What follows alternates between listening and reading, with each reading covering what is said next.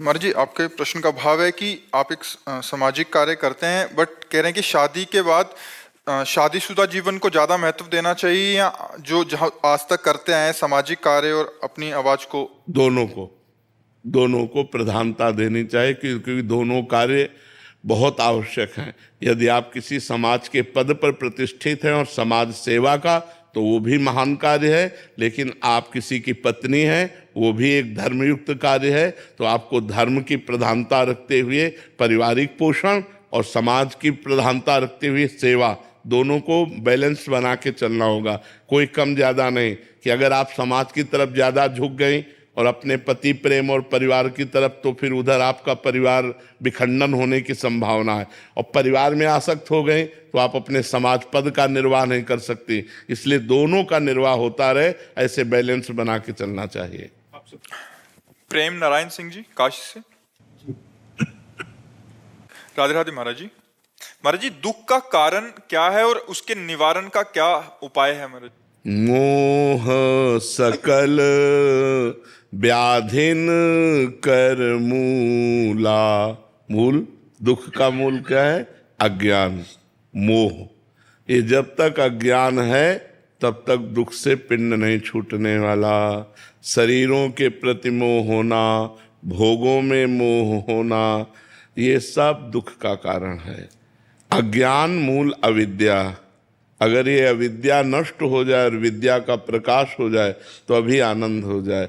भाई भाई से ईर्ष्या कर रहा है, पति पत्नी से, देखो जहाँ प्रेम संबंध होने चाहिए वहाँ वैर संबंध है। पत्नी पति को मारे दे रही है, पति पत्नी को मारे दे रहा है। छोटी छोटी जगह, छोटी छोटी वस्तु के लिए भाई भाई की हत्या कर रहा है, पुत्र माता पिता की हत्या कर रहे हैं, माता पिता पुत्र की हत्या कर रहे हैं। कहाँ प्रेम संबंध रह गए? जो मोह है, अज्ञान है, उसी अज्ञान के कारण तो हाहाकार मचा हुआ है। दुख का मूल कारण अविद्या है, अज्ञान है, और ये गुरु कृपा से नष्ट होता है। जब हम गुरुजनों के चरणों में बैठते हैं और गुरुवाणी का अध्ययन करें, गुरुवाणी को सुने, संत महापुरुषों के वचन सुने और खूब नाम जप करें, तब अज्ञान का नाश होता है। अज्ञान का नाश होते ही आनंद की अनुभूति होने लगती है।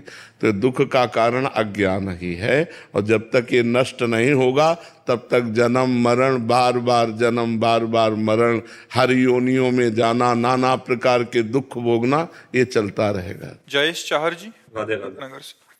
महाराज जी, पिछले लगभग 2 वर्षों से मेरा अध्यात्म की ओर झुकाव हुआ है। महाराज जी, मेरे अंदर एक प्रश्न आ रहा है कि माया क्या है, संसार क्या है, और भगवान ने ये खेल ही क्यों रचा? जीव संसार में बार बार आता है और चला जाता है, इस सब में ईश्वर आखिर मतलब उनका अंदर आंतरिक इच्छा क्या है?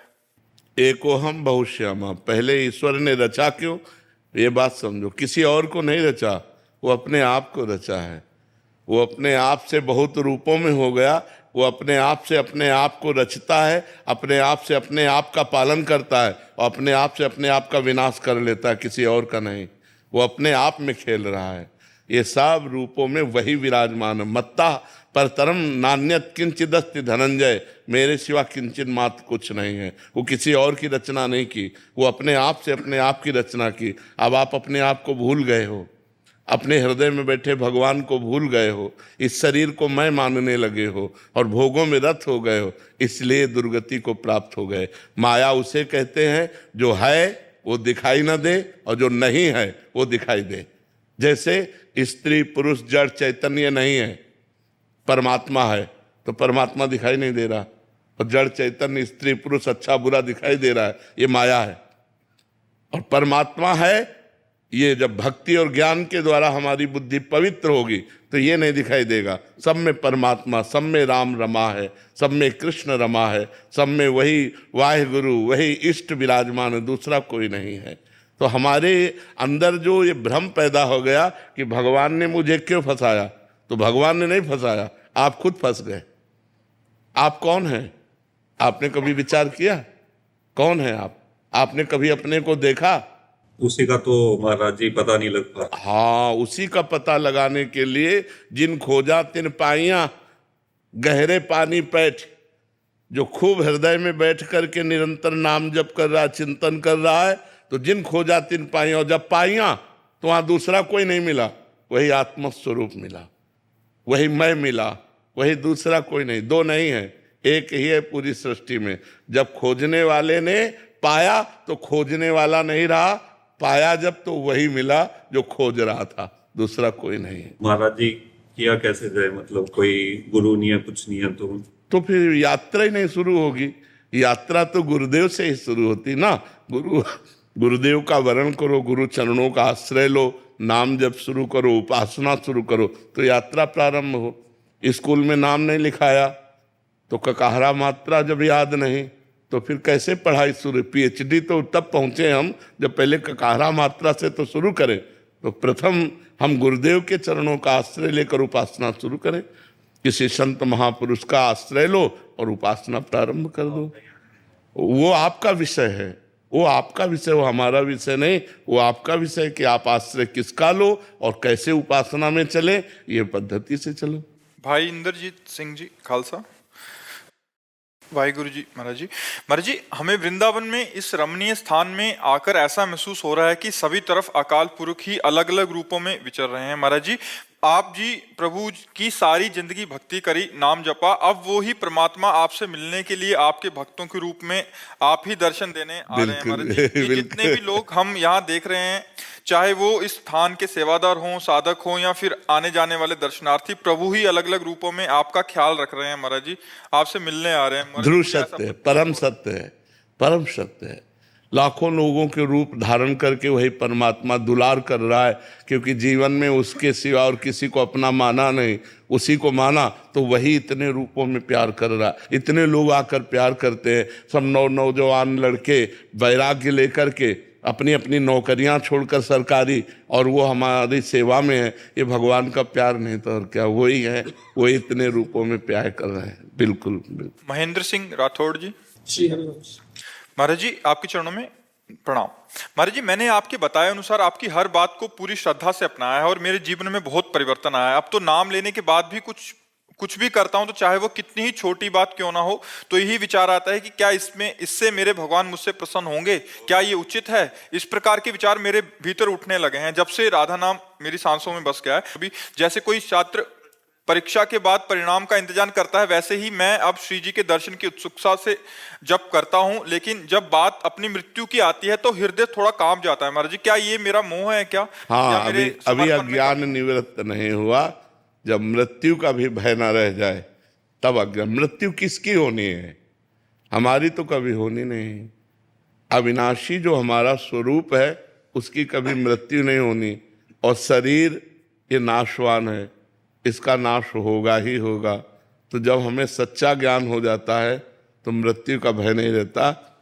आत्मा का एक कपड़ा है शरीर, जैसे हमारा कपड़ा फट जाए तो हमारा क्या नुकसान हुआ, लेकिन अगर अज्ञानी का कपड़ा फट जाए तो एक ही शर्ट है वो भी फट गई उसकी, वो तो बड़ा दुखी हो जाएगा। और जिसके पास ज्ञान हो गया है और धनी है, उतार के रख दिया, दूसरा पहन लिया। आत्मा का एक कपड़ा है शरीर। इस शरीर के नाशवान होने के कारण इसका नाश होगा, तो इसके नाश से हमारा कभी नाश नहीं होता। हम अविनाशी हैं और ये विनाशी है। हम चैतन्य हैं और ये जड़ है। हम एक हैं और ये अनेक है। शरीर अनेक है, आत्मा एक है। हमारा आनंद स्वरूप है और ये दुख में है। तो इसलिए जब तक सच्चा ज्ञान नहीं होता तो केवल कहने से भय दूर नहीं हो जाएगा। नाम जप करो, सच्चा ज्ञान जब उदय होगा तब मृत्यु का भय नष्ट हो जाएगा, क्योंकि मृत्यु किसी की नहीं होती। शरीर अपने पंचभूत में मिल जाते हैं और आत्मा अविनाशी है, मृत्यु किसी की नहीं हुई। पंचभूतों का पंचभूतों में मिल जाना ही मृत्यु है। अपना तो कभी नाश होता ही नहीं है, पर अपना शरीर से राग है, तो शरीर छूटने के भय को ही मृत्यु कहते हैं कि हमारा शरीर छूट जाएगा। तो हमारा शरीर छूट जाएगा, यही अज्ञान है। ये जब ज्ञान प्राप्त होगा तो शरीर छूटने का भय नहीं रहेगा। महाराज जी अभी गत परसों पहले परिवार में आकस्मिक मृत्यु हो गई थी कुछ 2-3 जनों की। तो महाराज जी उनके बाद मतलब बहुत भय रहता है, और महाराज जी उन्होंने श्री जी की कृपा से उन्होंने बहुत कुछ किया था। इसका नाम क्या है लोक का? तो यहाँ सब मरेंगे, हम हो या आप हो, आज हो या कल हो, जाना तो है ही, इसके लिए क्या सोचना। इसके लिए चाहे जो चले गए उनके लिए क्या सोचना, जो हैं उनके लिए क्या सोचना, जो आगे आएंगे उनके लिए क्या सोचना, क्योंकि जो भी आ रहा है वो मृत्यु लोक में आ रहा है। कभी भी किसी भी क्षण मृत्यु हो सकती है। गीता बहन जी, राधे राधे। महाराज जी आपके पावन चरणों में कोटि कोटि नमन।